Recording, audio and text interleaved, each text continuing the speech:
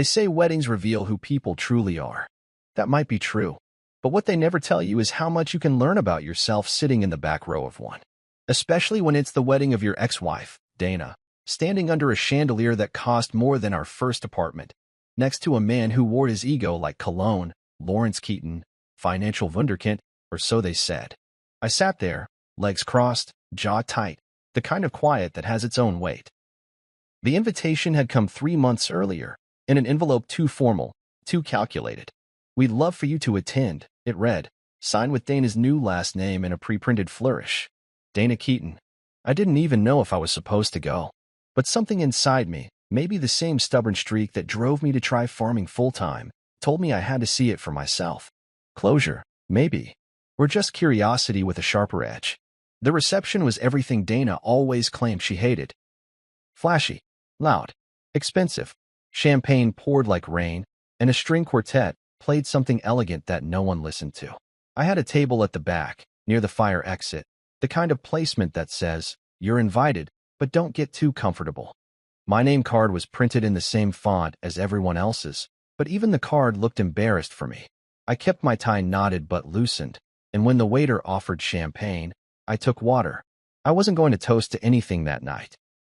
Dana wore white, of course she did, and Lawrence stood beside her like a billboard. Tall, styled, expensive. He kissed her hand like she was porcelain. She laughed like she was already bored. I watched them glide across the room, stopping at tables to air kiss and perform gratitude. I was halfway through cutting a piece of roast duck when the best man clinked his glass and called everyone to attention. "Ladies and gentlemen," he said, his voice booming through the speakers, "tonight, we celebrate a power couple." A ripple of applause. I didn't clap. Dana beamed as Lawrence gave a rehearsed smile and lifted his glass. "To the future," he said. "To building dreams. And to never settling for less than greatness." People raised their glasses. I sipped my water. Then Dana stepped forward. Her voice was the same as it ever was, sweetened with just a pinch of sharp. "Some people," she said, pausing for effect, "marry farmers." A few polite chuckles fluttered around the room. "I married a finance genius." Laughter followed, louder this time, richer, like the punchline had been building all night. And then, the eyes. It was slow, but sure, a turn of 30 heads toward the corner where I sat. Dana didn't look at me. She didn't have to. The timing of her words did it all. That single sentence sliced clean through the table, through the room, through me. I didn't flinch. I didn't let my jaw twitch or my brows narrow. I just stared at the stem of my water glass and counted the seconds it took for the room to turn back to normal. 17. 17 seconds to become the punchline in someone else's fairy tale. What they didn't know, what she didn't know, was that I had already stopped bleeding a long time ago. Dana's dismissal hadn't broken me. It baptized me. That was 5 years ago. 5 years since I walked out of that reception into a humid summer night, the laughter still echoing in my ears like the last breath of a bad storm. I didn't drive off in a rage. I didn't drink or scream or curse the stars. I just sat in my truck, staring at my own reflection in the side mirror. My eyes looked different. Not broken. Not even sad. Just still. That was the night I decided I'd stop being the footnote in her success story. I wasn't going to shout or strike back with words. I'd already learned Dana was fluent in cruelty disguised as elegance. What she couldn't understand was patience. What she couldn't see coming was someone like me.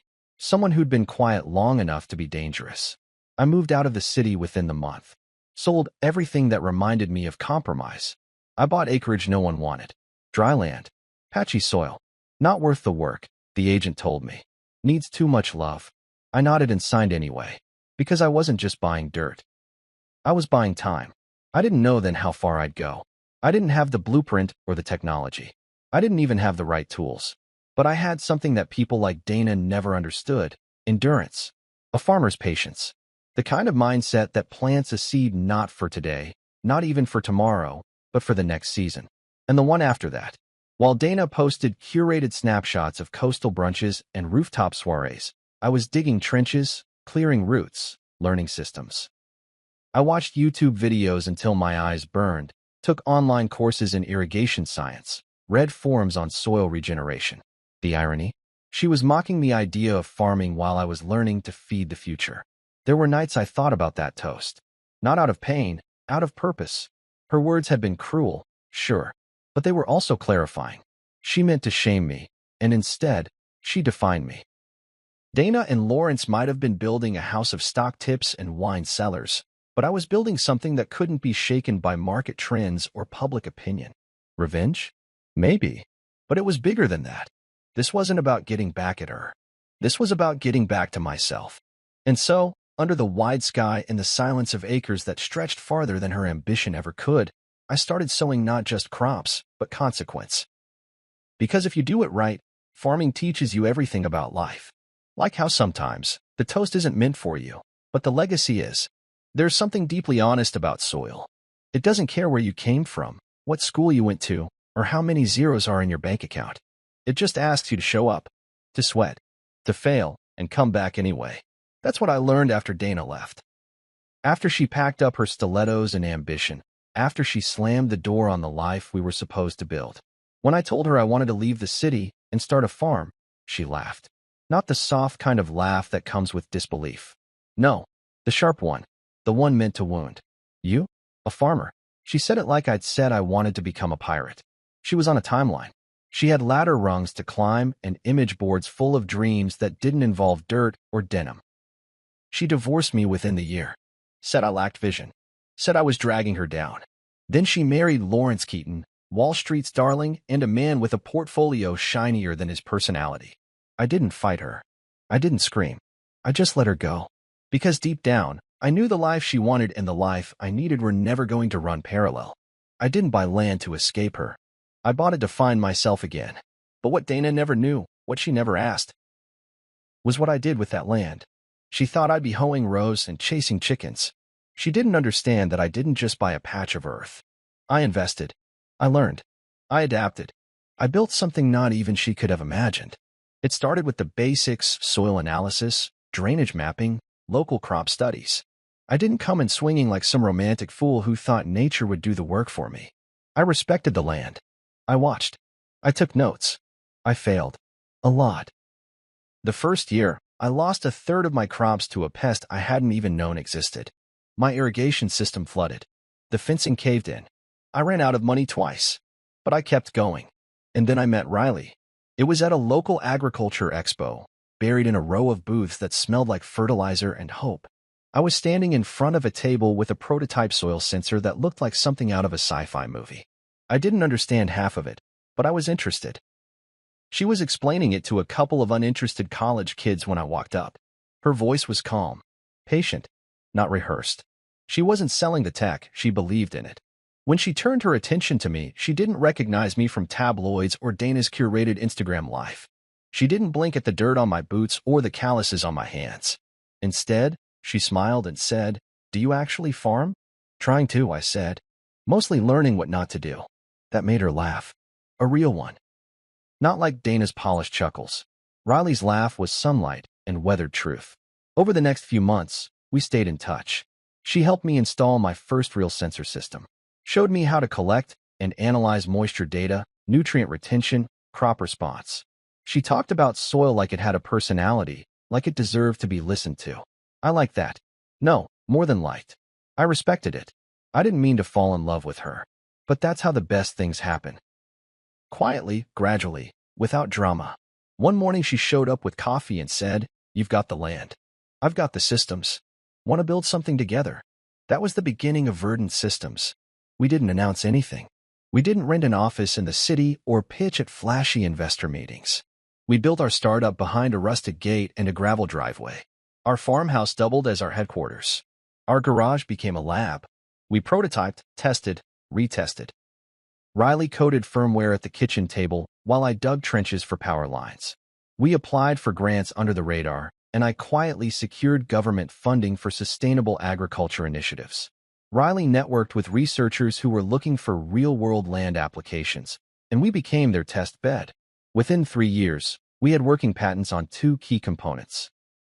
One for a water-efficient irrigation matrix that responded to real-time soil data, and one for a drone-based nutrient delivery system that could pinpoint micro-deficiencies before they became crop issues. We didn't advertise. We licensed quietly. Our name wasn't in lights, but it was in labs, universities, and white papers. The land. once considered too arid and uneven, became our proving ground. By the 5th year, we weren't just running a farm. We were operating a tech company rooted in regenerative agriculture and sustainable farming intelligence. Riley and I married in the field at sunset. No press, no spectacle, just us, a few close friends, and the dirt that had watched us become something whole. Meanwhile, Dana's life glittered on the surface. Her posts were all champagne brunches and charity galas. But I noticed the cracks. First, it was the sudden disappearance of Lawrence's hedge fund from Forbes' Rising Star list. Then, she stopped tagging certain accounts. I didn't dig. I didn't need to. The universe has its own way of balancing things. I stayed quiet. Let them forget about me. But I never forgot about that toast. And when Riley handed me a printed report one morning, one showing our projected valuation crossing into the tens of millions, I didn't gloat. I didn't even smile. I just folded it neatly, placed it in the folder with all our filings, and went back to work. Because for me, the real harvest was never about revenge. It was about becoming the man Dana never believed I could be. The man I always knew I was. Not a farmer, not a startup founder, but a builder of something real, something that would last. It started with a message that came in just before dawn, a time I usually spent walking the edge of the western field, where the sensors caught the early dew and the light touched everything in quiet gold.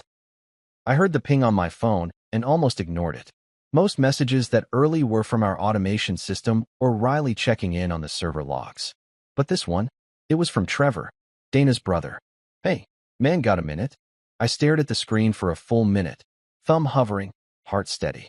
It had been years since Trevor and I exchanged more than a half-hearted nod at a funeral or fundraiser.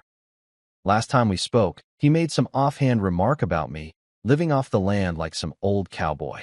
I didn't have a brother of my own, but if I had, I wouldn't have wanted one like him. Slick, shallow, always grinning like he was about to sell you a lie. I didn't respond right away. Instead, I slipped my phone into my back pocket and walked the perimeter like always. I watched the sun roll upward, lazy but powerful, casting its light across the rows like a blessing.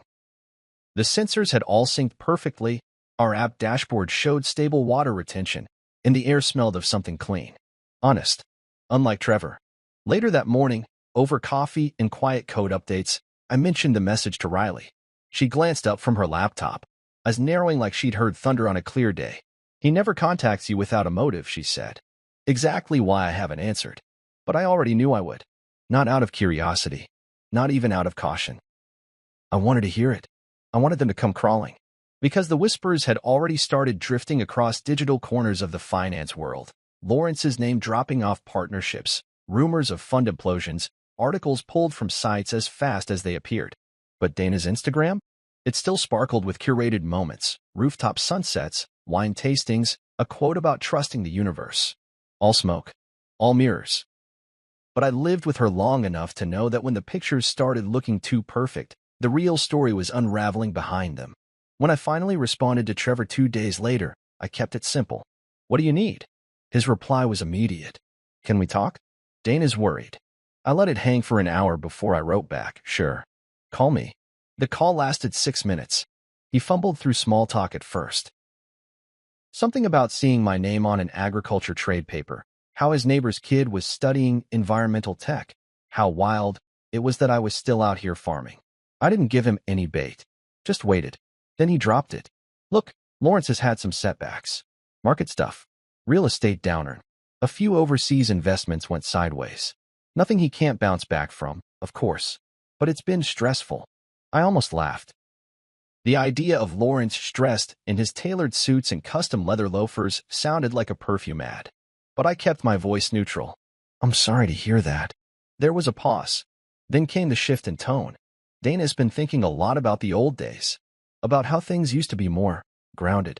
I think she's starting to appreciate the value of real assets, you know? Tangible stuff. Like land. There it was. They didn't want to reconnect. They wanted something. And they didn't know I saw it coming miles away. Interesting, I said. But I'm not sure I follow. Trevor hesitated, then pushed forward. I mean, technically, some of the land you acquired during your marriage. Dana might have a legal interest in it. Especially if you two never fully divided assets. I'm not saying she wants a piece of it. Just, she's concerned. about how it might be protected or leveraged. The word he didn't say was used. Dana didn't want the farm. She wanted to sell it, or borrow against it, or convince some judge she was owed a slice of something she once mocked. And she had no idea what was buried beneath the soil, because the farm wasn't just a piece of earth anymore. It wasn't just rows of crops or storage sheds or tractors. It was the hub of Verdant Systems. Our research, our proprietary tech, our patents. Riley and I had built more than a business. We'd created a fortress disguised as a homestead. And every inch of it was protected. Still, I let Trevor talk. Let him spin his little pitch like a used car salesman in a monsoon. I nodded along, said I'd think about it, and ended the call with a polite take care. Then I looked at Riley across the kitchen table and said, "It's starting." She didn't look surprised. She just opened her laptop and started organizing the documents we might need. Land ownership titles, patent filings, our sealed legal contracts, the incorporation docs for Verdant Systems, and the layered protections we'd embedded from day one. Everything that had once felt like overkill was now a shield. "They think we're soft because we don't shout," she said. I nodded. Let them keep thinking that. Later that week, we noticed something else. A spike in traffic to our dormant public-facing website. Unusual visits from Manhattan IP addresses. Download attempts on old white papers. One of our cloud folders triggered a warning about attempted unauthorized access. It was clumsy, amateur even, but obvious. They were snooping. They didn't even know what they were looking for, just that it might be valuable. And desperation makes people sloppy. We didn't confront them. We didn't warn them. We just watched. It was strange, in a way, to be stalked not out of envy, but out of need. To become the target of the very people who once dismissed you. Dana used to roll her eyes when I talked about soil pH levels. Now she was clawing her way back towards something she used to mock. And Lawrence, Mr. Private Equity, had no idea that every acre he thought was just dirt with a view was a chessboard Riley and I had already mastered. That night, I sat on the porch and watched the wind roll across the fields. I thought about the years spent in silence, the long days of trial and error, the nights when Riley and I fell asleep with exhaustion instead of dreams. We had never needed anyone's permission to succeed. Just time. And time had delivered. The vultures were circling, but they had no idea that the feast they were hoping to pick from had already become something they couldn't touch. Not without bleeding. The envelope came on a Thursday, just before noon. Not an email. Not a phone call. An actual envelope, cream-colored, embossed with a law firm logo, and delivered by a courier who didn't bother making eye contact. He handed it to me like it might explode. "Sign here," he said, and once I did, he turned without a word and vanished down the dirt road, leaving a trail of tire dust behind his sedan. I stood by the gate for a long minute, the envelope heavy in my hand. I didn't have to open it to know who it was from. The name at the top confirmed it, Dana M. Keaton versus Marcus T. Dwyer. Beneath it, in neat serif type, was the line I hadn't expected. Petition for shared entitlement and provisional control of property. Parcel hashtag 847B. I read it twice, then a third time. A laugh bubbled in my throat, not because it was funny, but because the audacity had finally crossed into delusion. Dana and Lawrence weren't just sniffing around anymore. They were marching into court with claims so flimsy they had to know they'd be torn apart. But they were betting on perception, on spectacle. And most of all, they were betting I hadn't protected myself. They were wrong. Still, it wasn't the paperwork that got to me. It was the way they phrased it. He wouldn't have purchased this land without her emotional support. That was the argument. Emotional support. From a woman who laughed in my face when I brought home brochures about vertical farming. A woman who once said, "Just admit you're too scared to compete in the real world." Riley found me in the barn an hour later, the papers spread across the workbench, sawdust curling at the edges of the pages. She didn't ask what it was. She read the headline, flipped through the pages, and exhaled slowly. "So it's official," she said. I nodded. "They're coming for the land." I didn't speak right away. My hands were steady, which surprised me. I thought I'd be furious or rattled, but what I felt was something else, calm, like a farmer. Standing at the edge of his field before a storm, knowing the fences were strong and the roots were deep. "Let them come," I said. The court date came faster than expected 2 weeks later. A calculated move. They wanted to catch us off guard. That Monday morning, we dressed in silence. Riley pulled her hair back, no makeup, no pretense. She wore a soft blue blouse tucked into black jeans, boots polished but still practical. I put on a clean button-down and a blazer that hadn't seen daylight since a trade conference 2 years back. When we looked in the mirror before leaving, I realized something. They were expecting a farmer. They'd get something else? The courthouse was a glass panel building that tried too hard to look modern. Inside, it smelled of stale coffee and paper. We sat at the defense table, just the two of us. No legal entourage. Our attorney, Carla, wasn't flashy, just efficient. That's what I wanted. Dana and Lawrence, on the other hand, came in like a corporate press conference. Two lawyers in pinstripe suits, an assistant with an iPad, and Lawrence with that smirk he wore like cologne. Dana wore white again, of course she did. When she saw me, her mouth curled into a polite smile that didn't reach her eyes. She leaned over and whispered something to Lawrence, who barely looked in my direction. Then court was called to order. Their lead counsel stood and launched into a carefully rehearsed narrative. How Dana and I had once been married, how the land was purchased during the early stages of the marriage, and how she had supported me emotionally and logistically in the decision to pursue farming. The lawyer used words like partnership and joint vision, ignoring the glaring fact that Dana had walked out before the first crop was even planted. They argued that since the farmland had become sizable in value, Dana was entitled to partial ownership, or at minimum, a temporary controlling interest while its future was determined. They claimed Lawrence's firm had the experience and structure to manage the property in a way that benefited all parties. The room was quiet when they finished. Dana looked satisfied. Lawrence leaned back, fingers tinted like he was already tasting victory. Then Carla stood, adjusted her glasses, and simply said, "Your Honor, let's hear from the landowner." The judge turned to me. "Mr. Dwyer?" I stood. I didn't bring out charts or give a speech. I didn't need to defend my character. I just walked up, handed the judge a single document, and said, "This is the deed for parcel #847B. It is solely owned by Verdant Systems, a registered LLC co-founded by my wife and I, post-divorce." The judge raised a brow.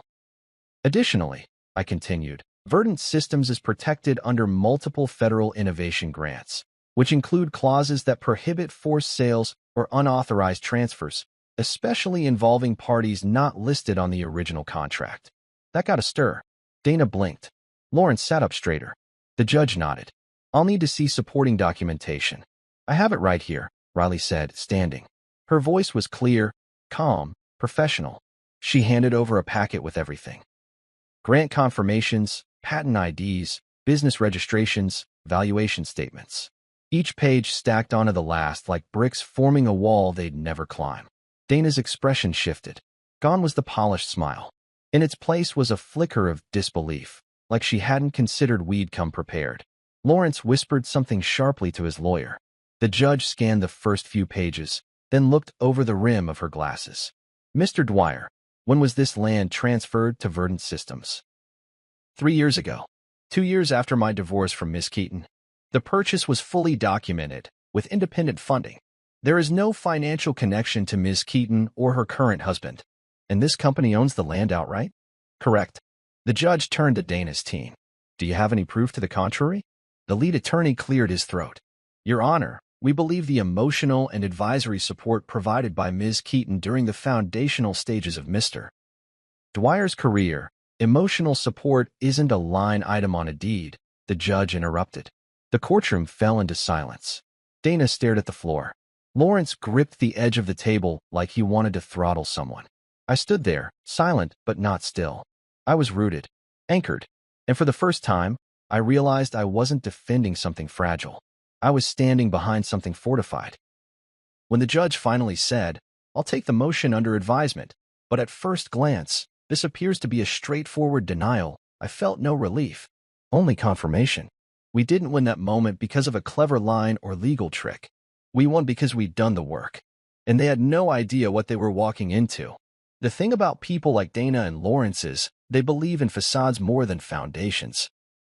They think if you speak in polished sentences and wear $1,000 shoes, you can convince the world that you're the architect of anything, even when you haven't lifted a single brick. That's how they came at us, arrogant, composed, completely unaware that the ground they were trying to seize had already grown roots too deep for their kind to understand. After the court hearing, When it was clear their original argument wouldn't hold water, they regrouped. I knew they would. People like them never accept a straightforward defeat. They think if you dress desperation up in legal jargon and white-collar sympathy, you can make it look like justice. Their lawyers submitted a revised motion less than a week later. It read like a financial sob story disguised as altruism. They claimed their motivation wasn't personal, wasn't greedy. It was about protecting livelihoods, preserving community investments, and ensuring economic stability. They asked the court to temporarily grant Lawrence's firm operational control over the farm for stabilization purposes. They presented it as a humanitarian move. According to them, their investors were in freefall, and unless they had access to a reliable, revenue-generating asset, my farm, dozens of families could lose everything. I read the motion 3 times in silence before sliding it across the table to Riley. She skimmed it quickly, then let out a quiet snort of disbelief. They really expect the court to believe that our land is the only lifeline between their empire and collapse? I leaned back in the chair, staring at the ceiling like it might reveal some cosmic punchline. They don't actually think it'll work. This is for show. Optics. They're hoping to trigger panic, hoping maybe the judge errs on the side of compromise. Riley nodded slowly. Or maybe they're hoping we settle. Give them something just to make them go away. But they didn't know us. They didn't know how hard this land fought to survive. How much sweat, failure, revision, and late-night code stood beneath the green rows of crops. We weren't just defending soil. We were protecting the blueprint of the future. The next hearing was scheduled for the following week. Our attorney, Carla, wasn't rattled in the slightest. She sat in our kitchen, flipping through the documents while sipping ginger tea, and calmly said, "This is nothing. They're bluffing. But we'll treat it like a war plan." I remember walking the fields that evening, just before sunset, when everything turns gold and the rows look like threads on a quilt. I thought about what they were really trying to take, not just land, not even money, but the story, the narrative. Dana wanted to stand on a stage and say, "We turned that place around." Lawrence wanted to slap his name on our harvest reports and sell it to foreign buyers as a win for his firm's ESG portfolio. They weren't chasing rescue. They were chasing relevance. The day of the hearing, the courtroom was colder. More press in the gallery this time. Word had gotten out. Wall Street man in trouble, former wife clawing at old property, and some stubborn farmer with patents hiding behind cornrows. Dana came dressed like grief. A soft gray dress, barely their makeup, eyes damp with just the right amount of sorrow. She looked around the room like she was embarrassed to be involved in such ugliness. She'd rehearsed that look. I'd seen her practice it years ago in the mirror before job interviews. She stood before the judge and said, "We don't want to destroy him." Her voice trembled perfectly. "We just want to prevent more loss. We need a chance to use the land for something bigger than all of us." Lawrence stepped forward, chin raised. "Your Honor, I understand how this may seem, but we are simply trying to keep people employed. It's either this or complete ruin for our investors. One sale could protect dozens of families. This isn't about ownership.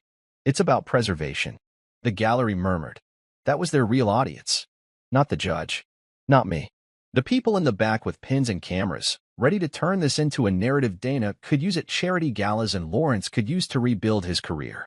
The judge turned to me. "Mr. Dwyer?" I didn't speak right away. I didn't raise my voice. I just stood, adjusted my blazer, and said, "Let's hear from the landowner." Riley rose from her seat and moved to the front with a quiet grace. She didn't carry binders or click through a PowerPoint. Just a single folder in her hand. "Your Honor," she began, "Verdant Systems is a federally recognized entity classified under Sustainable Agricultural Research and Innovation. The land in question, parcel #847B, is an active research site registered with the Department of Agriculture, hosting 3 ongoing studies and 4 patented technologies. Any attempt to change its management or ownership without federal approval would violate no less than 7 binding contracts." She placed the folder gently on the judge's bench. "Here are those contracts." The courtroom was silent. Riley continued, "This isn't just farmland. It's a protected innovation zone. Every data point, every square foot, is part of an integrated system designed not only to grow food, but to revolutionize how food is grown. That system cannot be sold, borrowed, or leveraged without dismantling the very infrastructure that gives it value." The judge blinked. Lawrence's lawyer shifted uncomfortably.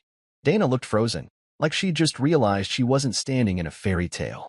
She was standing in a courtroom built on facts, and for the first time, she didn't have the stronger story. I watched her closely then, not with anger, but with distance.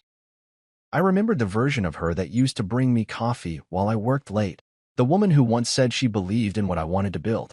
But now, I realized she never believed in the work, only the image of it. The judge leaned back, fingers steepled. I'll review the material and issue a formal decision. But I will say, this case is beginning to look less like a legal entitlement and more like an opportunistic overreach. Dana didn't look at me as she sat down.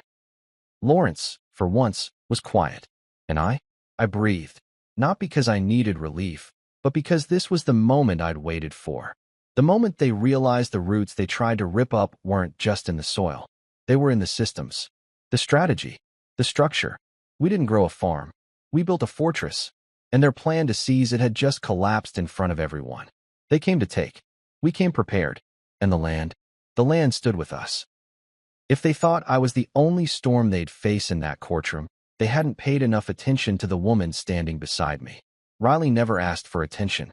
She didn't seek the spotlight, never once cared about applause or credit.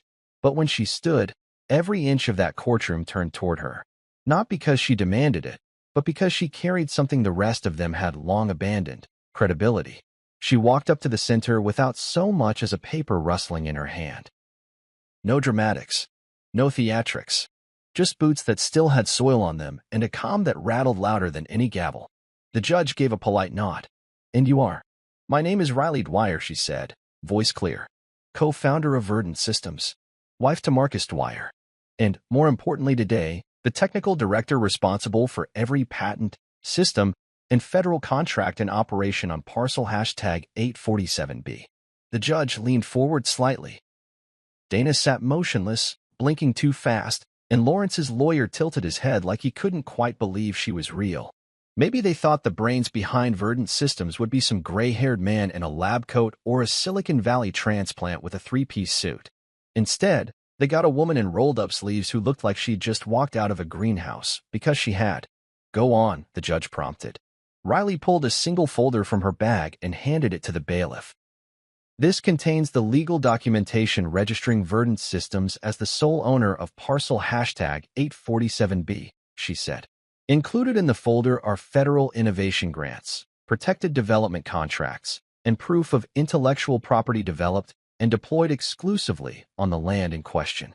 The judge opened the folder, flipping through it. "These are patents." "Yes, Your Honor. 3 patents approved and 2 pending. All tied to irrigation, nutrient automation, and soil response algorithms. All built and tested on our farm. The systems have been licensed to over a dozen universities and agricultural bodies, including 2 international institutions." She let that settle. Riley didn't rush. She never did. She gave them silence like a gift, letting the implications bloom on their own. "In addition to that," she continued, "Verdant Systems has entered into research partnerships with the Department of Agriculture and the Environmental Protection Agency. These partnerships designate the farm as a protected testing ground. It cannot be sold, subdivided, or transferred to any party outside of Verdant Systems without triggering breach of contract clauses and voiding millions in federally secured work." You could feel the tension coil across the room. Dana's posture wilted just a little. Lawrence clenched his jaw. His lawyer began furiously scribbling. The entire foundation of their claim, their illusion of control, was evaporating in the face of evidence. The judge was quiet for a long moment before she looked up. "And your role in the company?" "I designed the core systems," Riley replied. "I also manage compliance. I'm responsible for ensuring that all operations meet grant and partnership conditions. That includes property control." Lawrence's lawyer finally stood, trying to salvage what was left. "Your Honor, if I may, just because this woman is married to the defendant and claims to be involved in the company doesn't mean—" Riley turned to him calmly. "Actually," she said, reaching into her bag once more, "here is the incorporation paperwork, with my name listed first. I hold 51% ownership of Verdant Systems. Mr. Dwyer holds 49%. She handed it to the bailiff without waiting to be asked. The lawyer's mouth hung open slightly, unsure whether to argue or retreat. Riley continued, "Every decision made about the land, financial, structural, scientific, is run through our systems, tracked, stored, and verifiable by third-party audit. There is no overlap, no informal handshake, no emotional support that predates this company's foundation. The land was purchased post-divorce. No shared funds, no co-signatures, no entitlement. Dana looked like someone had pulled the floor out from under her. Her face was no longer the perfectly curated mask she wore in social media posts and courtroom entrances. It was something raw now, something real. And still, Riley didn't gloat. She didn't smirk. Because she wasn't there to win a war. She was there to tell the truth. The judge flipped back to the patent filings. These aren't simple inventions. This is serious infrastructure. Yes, Your Honor. That's why we've kept it quiet. Not for secrecy, for security. And if this court were to rule in favor of the plaintiff's request to assume temporary control of the land, Riley didn't flinch.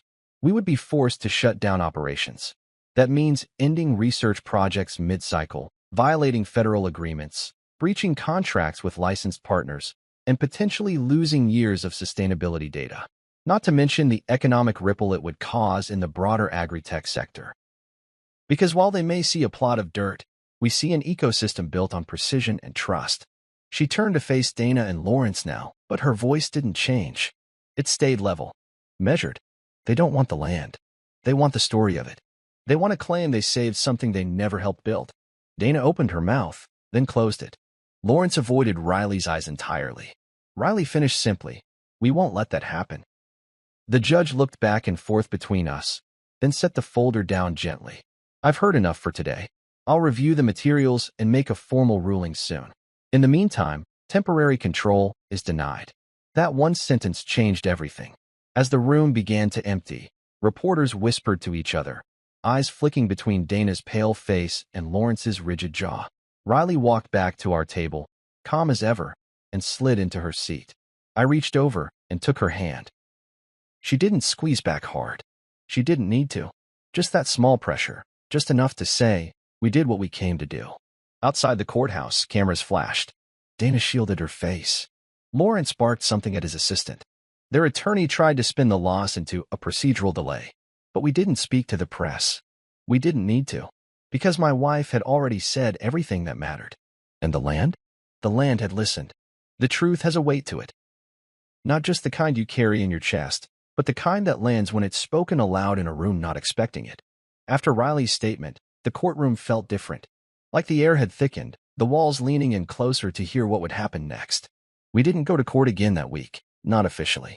But the real judgment had already begun unfolding in ways no gavel could stop. The day after the hearing, Riley and I sat in our home office. Barewood floors, a window that overlooked the northeast field, and walls lined with filing cabinets that didn't look like much until you opened them. It was all there: patents, grant approvals, records of every research study, legal protections. But we weren't done. Not yet. Because Dana and Lawrence weren't just trying to win a case. They were trying to rewrite history. Riley slid a thin manila folder across the desk. "You ready?" she asked. I opened it and felt my pulse slow. Not with fear, but with clarity. Inside were the final set of documents we'd been preparing for over a year.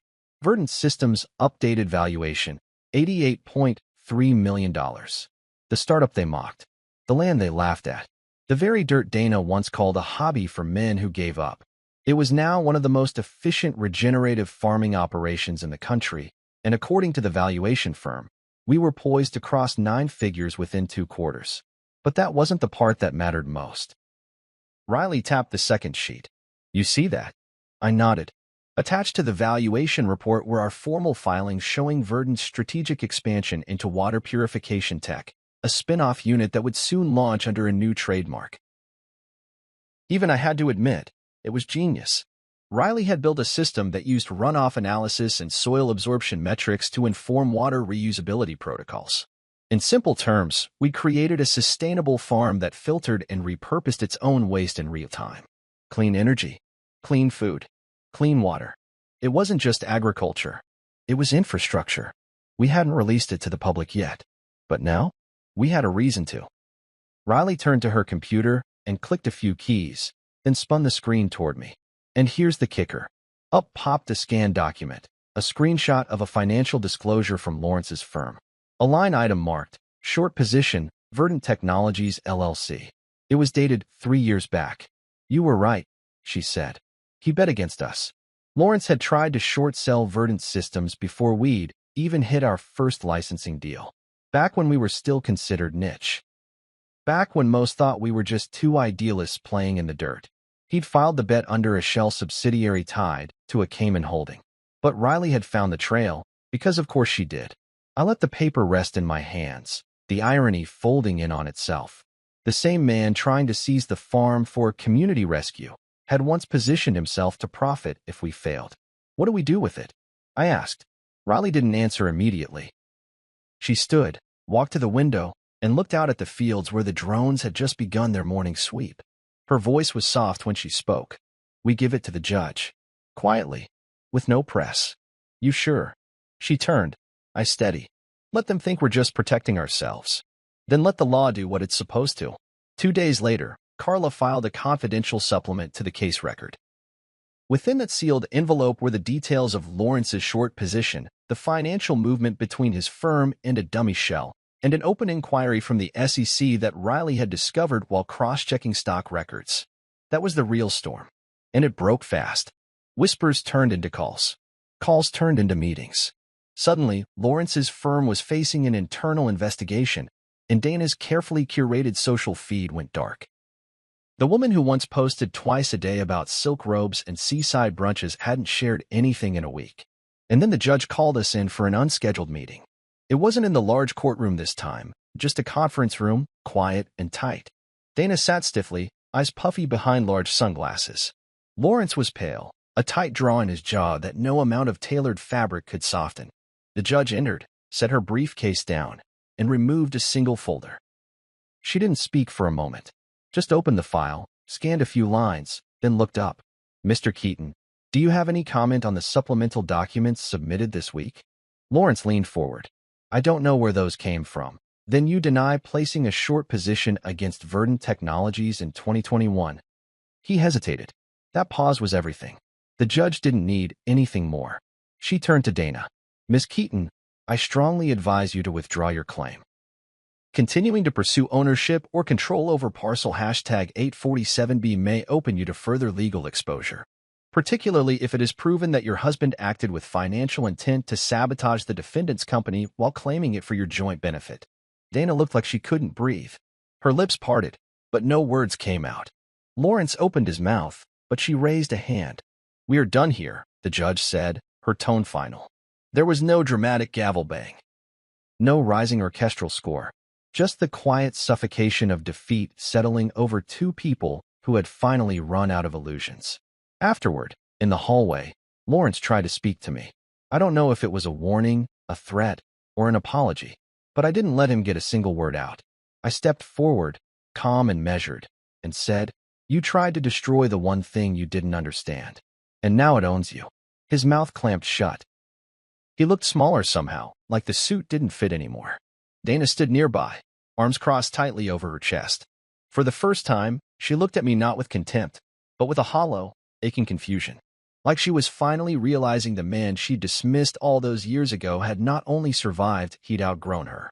I didn't feel angry. I didn't feel proud. I just felt free. Because the truth had done what no argument ever could. It had unmasked the lie. And the people who once laughed at me were now silent in front of the harvest they never believed would come. The thing about silence is it lingers, especially when it follows a courtroom reckoning that strips away the last of someone's pride. Dana and Lawrence didn't lose loudly. There was no shouting, no tantrum, no last-ditch appeal. Just silence. Thick, heavy, and humbling. The kind of silence that crawls into your bones and stays there long after the words are gone. And I welcomed it. I wore it like armor. We walked out of that courthouse without a single press camera in our face. No reporters. No staged statements. Just a breeze pushing against our backs and the feeling that something had finally been buried. Something that needed to die a long time ago. Riley held my hand as we stepped down the courthouse steps. Her fingers were warm, steady. The kind of grip that said, we made it through the fire, and we still have more to build. Lawrence tried to salvage dignity with a forced nod, his jaw tight, eyes avoiding mine. But I stopped walking, just long enough to say what I knew he couldn't afford to hear from anyone else. This changes everything, I said. He turned to me, his face unreadable. You think you've won? I smiled, not smug, not cruel.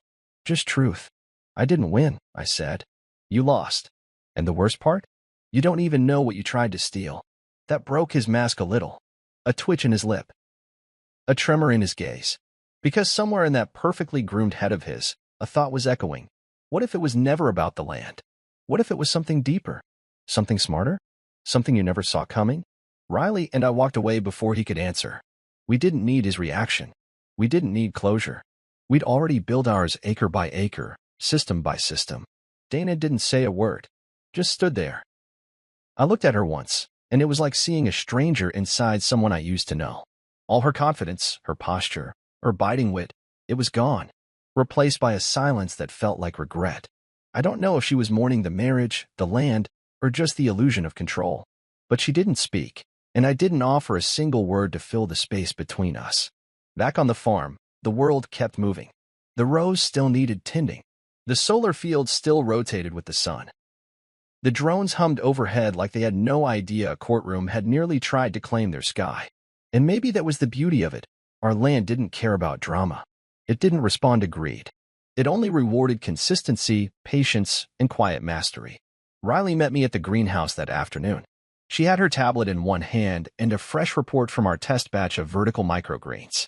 Nutrient output is up 12% this month, she said, tapping the screen. Even with the rain delay, the new filtration matrix is kicking in faster than we expected.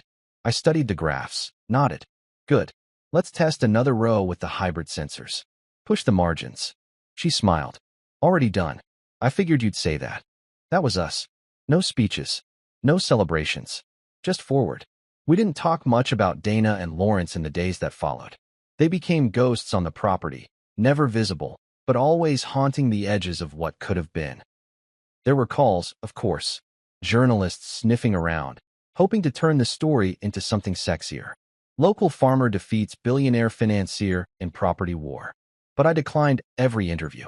I didn't need to be famous. I just needed the truth to stay rooted. Then, on a Monday morning that started like any other, Riley walked into my office holding a certified envelope. No stamp, no courier logo, just a hand-delivered document from Lawrence's legal team. They're offering a buyout, she said, eyebrows raised. I took the envelope, slid out the paper, and read the numbers. I let out a low whistle.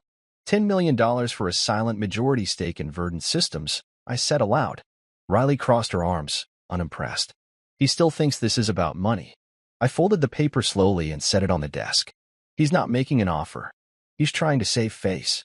Trying to tell his board he's still got a foot in the game. What are you going to say? I looked at her. I'm not going to say anything. You're the majority owner. It's your call. She blinked. You're serious? Completely. You've earned it. This company, this land, it grew because of you. I may have planted the seed, but you engineered the roots. Her eyes softened. Then let's do what we always do, she said. Let the land answer. So we drafted our response. Clear, respectful, and final. Verdant Systems is not for sale.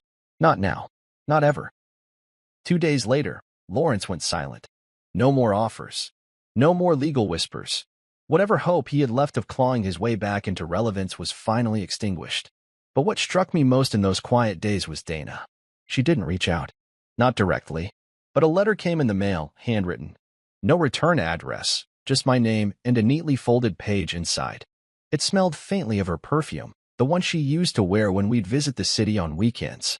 The handwriting was elegant. Still hers. But shakier now. Marcus, I don't expect you to respond. I just want you to know that I see it now. All of it. You weren't chasing simplicity. You were building something real. I mocked what I didn't understand. I see what you've made. What you've become. And I'm sorry. That toast wasn't meant for you. But maybe it should have been. I didn't show the letter to Riley. Not because I was hiding anything, but because I knew Riley didn't need to see it. We'd already left that chapter behind. The apology wasn't for us. It was for Dana. A quiet admission that she'd spent her entire life chasing titles, not truth. I burned the letter in the fire pit behind the house. Watched the ashes float into the twilight like paper ghosts. I didn't need to keep it. The message had landed. But the weight of it, that didn't belong here anymore. We were already moving on. Expansion had started. The water purification prototype Riley designed was being tested on another plot 5 miles down the road. Investors were lining up, but this time we chose carefully, no buzzwords, no quick wins. Just partners who believed in roots over revenue. I walked the fields alone that evening. The stars were coming out. The soil was damp beneath my boots, freshly watered, humming with life. The land didn't remember arguments. It didn't care about courtroom transcripts or short sale strategies. It only remembered who showed up when it mattered, who planted, who stayed, who kept believing. As I stood there, under the same sky I used to stare at when I felt small and forgotten, I realized something. Dana and Lawrence had underestimated everything. Not just the business. Not just Riley. They'd underestimated me. And what they didn't know? It had hurt them more than I ever could have. Because while they were chasing paper dreams, I was building something that could weather storms. Something that didn't need applause to be powerful. They had tried to take the harvest, but they never planted a single seed. There's a kind of peace that only comes when you've walked through fire and come out the other side with your soul intact. Not untouched, no. That kind of survival is a myth. But intact, held together by something stronger than pride or revenge. Something like purpose. That's what I felt the morning I stepped back onto the fields, the courtroom long behind me. The letters burned, the whispers faded. My boots pressed into the earth that had waited for me patiently, like a friend who never asked where you'd been, only offered space when you returned. The air was thick with promise. Riley had already been out before dawn, checking the data logs and making notes in her tablet. I found her near the northeast quadrant, where the solar panels stood in even rows like sentinels keeping watch. She looked up when she heard me, her eyes shadowed with the kind of exhaustion that only comes after carrying the weight of something for too long. But beneath it, there was ease. Her shoulders had dropped. Her mouth curled slightly. "You slept in," she said. "Figured the farm owed me at least one late morning after all that," I said. She walked over and leaned against me, the brim of her cap brushing my chin. "It does." We stood there a moment, watching the drones rise into the sky for their scheduled pass. They moved slow and deliberate, scanning the fields, feeding live data to our dashboard. The entire operation, hundreds of acres of living proof that dirt, when treated right, never lies. I'd learned that truth the hard way. Dirt doesn't flatter. It doesn't pretend. It doesn't offer you applause or pity. It simply reflects back what you put into it. If you cut corners, it shows. If you rush the process, it fights you. But if you respect it, if you commit, it gives more than you could ever earn from a boardroom. People like Dana and Lawrence never understood that. They saw the farm as terrain, as capital, as an asset waiting to be flipped or borrowed against. But they never stood in the rows as the sun rose and watched what happened when nature and intention worked in tandem. They never bent down and felt the texture of a season's progress between their fingers. They couldn't. Their hands were too clean. Riley and I spent the day doing what we always did, working. The kind of work that didn't need a spotlight to feel valuable. We reviewed water efficiency reports, adjusted nutrient dispersion schedules, and monitored drone flight analytics. It wasn't glamorous. It wasn't flashy. But it was ours. And that afternoon, as I walked the main stretch between crop beds, I thought about what Riley had asked me a few weeks back. "Do you ever think about what might have happened if she hadn't laughed at you that day?" "All the time," I'd told her. But the truth was deeper than that. That laughter, that one careless toast meant to humiliate, had become the moment everything crystallized. It sharpened my focus. Stripped away any lingering delusion I had about being enough for someone who only ever measured worth in stock quotes and social capital. She didn't just laugh at the idea of me being a farmer. She laughed at the idea of me building something without her. And so I did. Not out of vengeance, but out of clarity. Because while they moved from party to party, I moved through storms and droughts and long nights of failure. I stood in the wind with calloused hands and a plan that took years to unfold. I learned how to take punches in silence and plant roots deeper than anyone could see. The dirt never lied. Not when it cracked from heat. Not when it clung to my boots after a long rain. Not when it yielded its first lush rows of proof that I was no fool. It told the truth in every harvest, in every drone ping, in every data spike that showed growth where others expected ruin. I was walking the back plot when I saw a familiar car parked just off the gravel path. I didn't recognize the driver at first, not until she stepped out and pushed her sunglasses up onto her head. Dana. No entourage. No expensive suit. Just jeans and a long cardigan, her hair pulled back. She looked smaller than I remembered, or maybe just older. She stood there like someone not sure whether to come closer or turn back. I didn't move to greet her. Just waited. After a moment, she walked forward slowly, her boots crunching the dirt.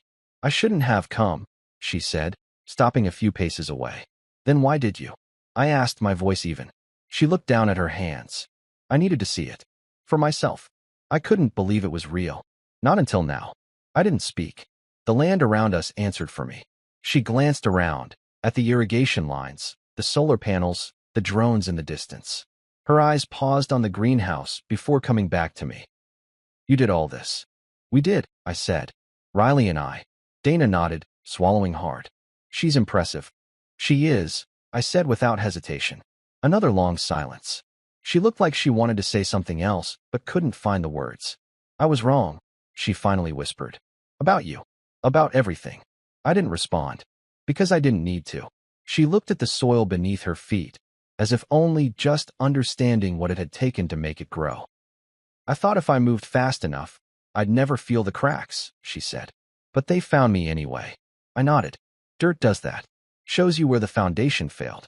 She looked up at me then, eyes glassy. I'm sorry, Marcus. I believed her. But forgiveness wasn't mine to hand out like seeds.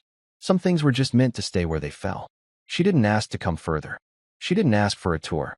Just stood for another long moment, then nodded and turned back toward her car. As she drove away, I didn't feel anger. I didn't feel satisfaction. I felt peace. Because the truth was, I didn't need her to understand. I didn't need her to believe in what I'd become. The land had already proven everything she never gave me a chance to. And as I walked back toward the greenhouse, I felt something bloom deep in my chest. Not revenge, not validation. Just pride. Quiet, grounded, and earned. Because dirt never lies. And I had built my life on the one thing that never betrayed me. A month later, Riley and I stood on the main stage of the International Agriculture Tech Summit. The lights were bright, the seats packed with industry leaders, scientists, and skeptics turned admirers. But I wasn't thinking about them. I was thinking about the soil back home and how far we'd come from that first broken acre.